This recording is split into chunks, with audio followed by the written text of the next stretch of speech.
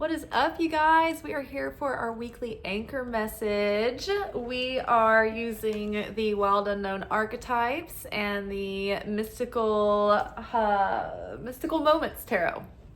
All right, so first of all, welcome to day 2 of Hanukkah, and our reading really lines up with the overlapping connections with Advent, Hanukkah, and solstice / Yule. All 3 of these systems of festivities and observations during this time of year center around a focal point of surrendering to the darkness, taking a leap of faith, knowing that the provision given will be enough to sustain through the darkness. Being able to see that God is the ultimate source of all of our sustenance and fulfillment. And within that, knowing that no matter what we're going through, that God is with us. And if we can really solidify that understanding, then we're completely free of fear and needing and want. Because we know that whatever we need will be provided. And as long as we are needed with a purpose and, we're going in that direction, we're going to be held and supported and guided in that direction. And so, we shouldn't gamble on a miracle. We should do everything that we can in our power, but otherwise we have to surrender. And so it's during this dark season, and so many times, so many emotions can be coming up this time of year, right? Because so many things are coming forward in order to be healed.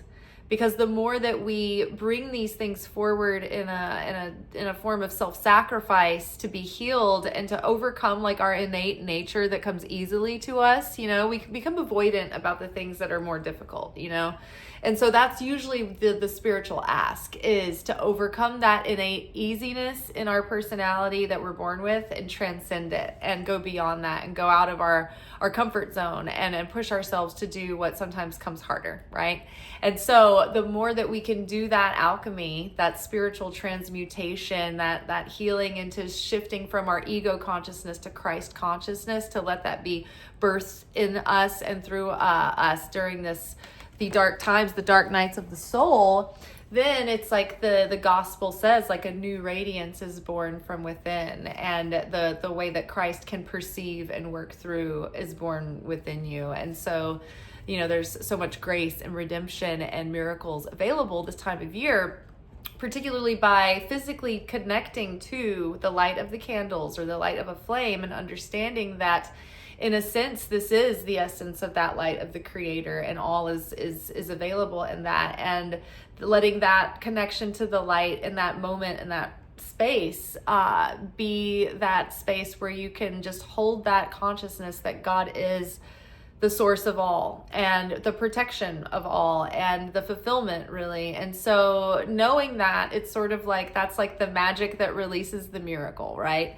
So we have an opportunity to really make deep changes this time of year, and when we transform on the inside, that's what reveals the miracles that become apparent on the outside. And we have that represented here with the shapeshifter paired with the King of Pentacles. Right? It's like we can't rely passively for the miracle to just come and take over and do it for us, but we have to be like this King of Pentacles and show up and give our all and use this as a time where we overcome our shortcomings to reveal more of our potential so that we can be better channels of the light into the world, right?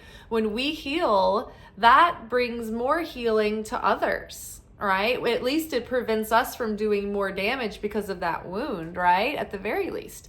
So we are taking it upon ourselves and taking responsibility and taking initiative to approach the work with purpose and vigor and intensity and fire, and really stoke that fire in a way that is like a sustainable ember.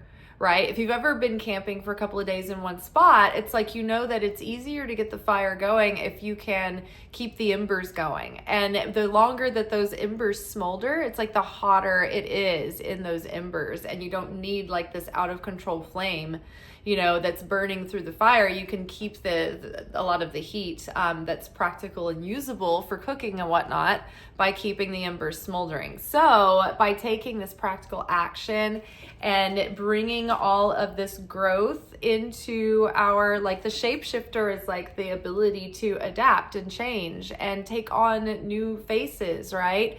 The choice can change things in an instant that we make, right? We can either show up in our day as a wet blanket, or we can show up in our day with purpose and energy and determination and perseverance and a winning attitude, right? So our willingness to forgive, our willingness to let go, our willingness to give it our all, overcome our selfishness or our pride or our fear, right? When we face our fears, if we overcome our nature to be avoidant, you know, and deal with our shit, right? Take care of business, standing on business over here, right? Aligning our actions with our thoughts, right? What, like in our dreams and our consciousness, do we have a burst of divine inspiration coming through? Are you clinging to this idea? Is your soul lit up by this and wants to pursue it? Good. Then get your mindset right, get your thoughts right. They will cultivate better emotions, and that way you can have self-control and not be so impulsive and in reflexive response mode. And you can choose with certainty how to show up in your day, how to direct your focus, how to own your minutes and stay on task, right? Rather than letting those time demons, you know, distract you and then waste an hour. Like, that's why I don't ever do Timu anymore. They let you get through one purchase, and then the next time you go back, it's all spinning the wheel and see if you can get this and that. And it's like you never get to the checkout. And by the end of it, you're like, I've wasted an hour and a half and I don't want any of this shit and I'm getting out. This is literally a demon. And so there are like these entities and forces and influences that try to like keep us distracted in these stupid little ways that we don't notice, right? That's more effective than being truly like, you know, like when we can see that obviously there's this force of darkness that's holding us back, we can address it, right? We can see it, we can name it, and we can take care of it. We can proactively address that thing. But when we don't notice it and it's operating from our subconscious, then that thing runs us and we are on default and we're not sovereign and we're not using our free will, right? So we need to like get our wits about us and you know, get our affairs in order and like get on a routine and stick with it. We have this beautiful opportunity right now during this open window of Hanukkah, right? Specifically these 8 days, there's like this opening in the cosmic windows of time that's been here since the days of Adam in the Garden of Eden, where we can connect to this miraculous light. And long story short, the 8 represents this 7 is usually representative of the natural world and the natural order of things, right? There's 7 days a week. But when we get to the 8th, of something, it kind of represents the world of the miraculous, the spiritual realm, the supernatural. And so this week, when we connect to that light, it's like it's supercharging the seeds that we have to plant for this next year, for this year to come. The Celts this time of year would be planting seeds of what they would want to be manifesting by the spring, right? So we have a new seed level here. We have the opportunity to plant seeds of light through joy, through the divine coming down to us and not us having to go through, you know, hoops to overcome our wretchedness to get up high enough to connect. It's all coming to us. Jesus came to be born into poverty and into squalor and to go through struggle, not you know, like so that he would understand, so that he would say, yes, I've been through this with you. I'm suffering with you, and then I'm going to suffer for you. I wasn't born with a silver spoon in my mouth, right? I wasn't lifted up beyond poverty, right? Even the story of the Buddha, what happened? Siddhartha, the spoiled prince, decided that he wanted to leave the comforts of the palace and go out and experience the suffering of the people, right? So we, you know, in order to really nurture these seeds and make the most of them, our transformation is occurring, but we ultimately have to approach this with gentle strength and not force, but allow ourselves, you know, the ego is like, you've got to, you know, change completely overnight and make it perfect, but with a gentle strength and a little bit of grace, we can ease in and we can make habits over time. It's like the million little actions that add up, right? I didn't used to like running, and then I would give myself the permission to where once the pain and discomfort of the running got unbearable, I could walk for a minute, catch my breath, recover, and then start running again. And so mentally that would give me the okay for it not to be like a struggle and a suffering, right? And so then ultimately I started building up enough endurance where it was almost harder to lose my momentum by slowing down, and I was just able to power through it. And I became like, I just started loving running because I wasn't dreading it anymore. I wasn't fighting with it.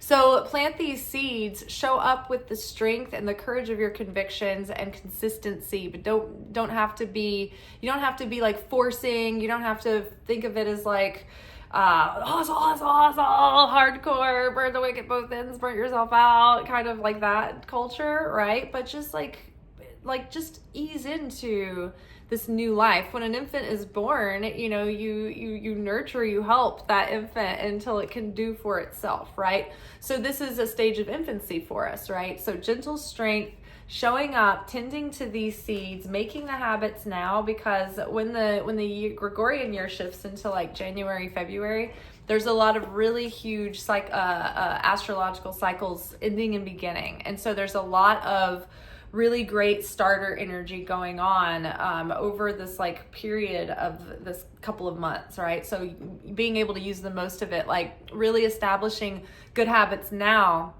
so you're already like in the momentum once we get into that new year. And then thinking about realigning with your ultimate purpose, right? And making a vow to yourself, look, I'm going to strategize and I'm going to become aware of my inner conflicting desires. Because we have the vow here with Five of Wands. Now the Five of Wands can have to do with competing goals or competition in the outer world. But I think what this means is that we need to commit to ourselves to show up. And that's going to mean that we have to have a productive and practical and pragmatic strategy, not only with the way that we're approaching our goals and our dreams, but also how we're working with our own focus and energy. Arrange your day so that it is the most efficient and productive for you, and do what you need to do to strategize, mapping that out. So it's kind of like a non-negotiable schedule for yourself. And then become really aware of the inner conflicts that you're having, or the cognitive dissonances, or sometimes we have inner conflicting desires. Sometimes we have we have conflicting goals. And then sometimes we have like these defense mechanisms that are trying to keep us safe from what we think. Like we think getting what we want is a threat, right? The ego wants to keep us small. So our subconscious is looking for ways to protect us from anything that feels like a threat or unfamiliar. So we have to be able to identify, oh, am I accidentally tripping into a familiar cycle of self-sabotage or limiting beliefs, or is there something that I believe that I want that I will lose by gaining this? Right? Like for instance, an easy example is, oh, I want more money, but if I get a promotion, then I lose freedom and joy because I'm weighed down with responsibility and it's going to cost more time. So that can keep you kind of stuck because you have equal and opposing forces working in your mind, and you're like, you don't see one as being more weighty than the other, right? They're canceling each other out. With say a relationship, you want a commitment, you want to grow a relationship of depth and intimacy with someone, but you're terrified of being rejected, so you don't go after people that are available, right? Inner conflicting desire, an unconscious defense mechanism, right? So if we can become aware of ourselves and know ourselves, then we can see those things coming up, and we can say, oh, I'm not just going to be living on automatic response mode and a low-level trauma response and go into default mechanisms and old programming. I'm going to pause. I'm going to separate myself from that consciousness, and I am going to take a beat and then factor in with my reasoning and my divine guidance. Okay, what do I want to choose here? How do I proactively show up by choice and with free will rather than being reflexive and unconscious, right? So A lot of opportunity for change and healing and revealing miracles this week if we allow for that. So the thing is that we have to lend ourselves to it through change, through self-sacrifice, and that opens up all of this energy to be then redirected into the new creature, right? The caterpillar melting down and reorganizing those imaginal cells into something that's going to be rebirthed into a greater creature, right? All right, y'all, stay for the audio, and I will see you tomorrow for our weekly manifestation oracle message. Ciao. Hagsamek. We are in a very miraculous time of year right now. This is the time of Advent, night 2 of Chanukah, and the quickening of the Winter Solstice is upon us. It's during these darkest days of the year that a new radiance is soon to be born. As we work diligently to break through our innate nature with the support of the Creator, we can transcend our lower nature and all the things that keep us stuck, suffering through the same loops and patterns.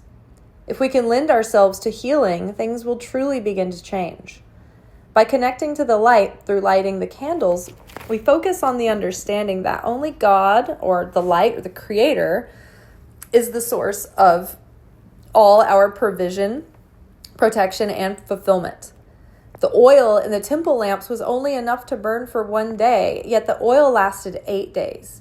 It lasted 8 days because this is how long it needed to last. If it needed to burn for a month, it would have lasted for a month. Our harvest will last through winter.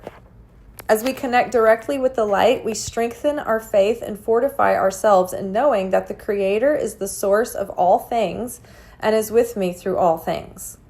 We awaken a new level of consciousness and endurance and fire to infuse in the seeds that we are planting now for our next chapter. We must keep the fires of purpose and intensity smoldering with discipline and consistency. In order to overcome our old patterns and old tendencies, we must become aware of our inner conflicting desires and agendas and come up with a sustainable and productive strategy and game plan, and then commit to consistently showing up for it.